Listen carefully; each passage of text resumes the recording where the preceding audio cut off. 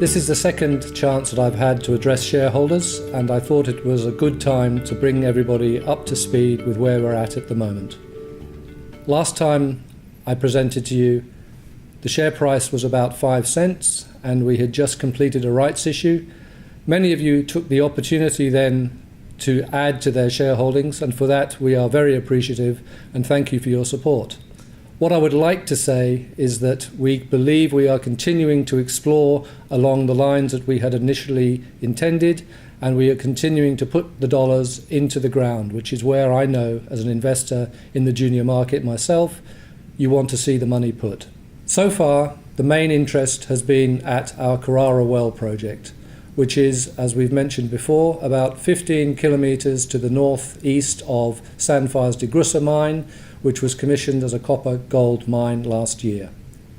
The next stage is what we have just completed, which is a follow-up drilling program to see if we can establish exactly what has caused that copper anomalism. We're currently cutting the core that we have received from the drilling, and hope that in the next few weeks we will have further information that we can give to the market. What we have found is that the principal geological characteristics of the Thundelarra well area and of DeGrussa itself is the coincidence of several factors. The Jenkins fault that we have remapped through the work we have done to show that it extends through our ground, and also cross-cutting structures that our most recent work has demonstrated exist in our ground as well. These, together with the geology and the actual rocks we're seeing, make us comfortable that what we have is an exciting project, and the next stage of drilling that we will be planning for later this year, assuming we can get heritage clearance over the area that's required to the northwest of the area just drilled now, will be to follow up those previous results and give more information to the market when we've had a chance to drill those follow-up holes. The second area that is of major interest to Thundelarra's exploration team is the Alamba project in the Northern Territory, about 180 kilometres south-southeast of Darwin. This area has been a highly successful, from a technical viewpoint, exploration play to date, and our geologists have had a lot of fun establishing new areas of technical potential. So far we have managed to establish that there is uranium mineralisation there. We've known that for a while, and the drilling late last year demonstrated that that was continuing as well. However, of major interest is the additional discoveries we've made of new copper locations at Tarpon and at South Brumby, and also the fact that we have the potential for skarn-style base metal mineralisation, which could be copper, lead, zinc, tin, tungsten, in an area extending around the margin of the granites where we've been exploring to date.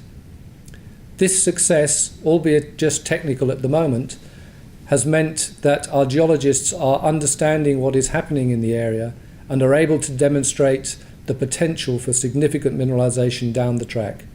We had alluded to that in my previous discussion with the shareholders, and we are glad to say that as we continue to explore, we believe that the new field season and the new drilling program that we hope will be underway in the next 3 or 4 weeks will help to add to our understanding of that area and possibly deliver some spectacular results. We can but hope and keep our fingers crossed.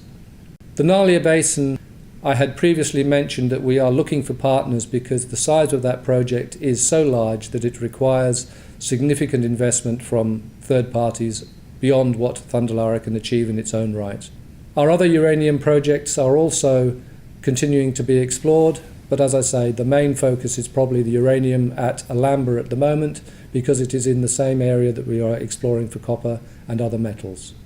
We also have additional exploration targets in Western Australia at Rosewood and also at Frank Hill, and the other project that others may have followed, which was Pyramid.